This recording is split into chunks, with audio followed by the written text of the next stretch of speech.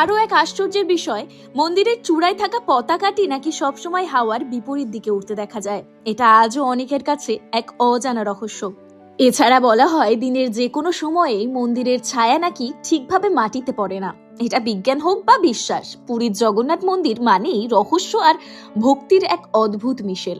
সবচেয়ে আশ্চর্যের বিষয় হলো জগন্নাথ দেব, বলভদ্র আর সুভদ্রার মূর্তি পাথরের নয়, কাঠের তৈরি।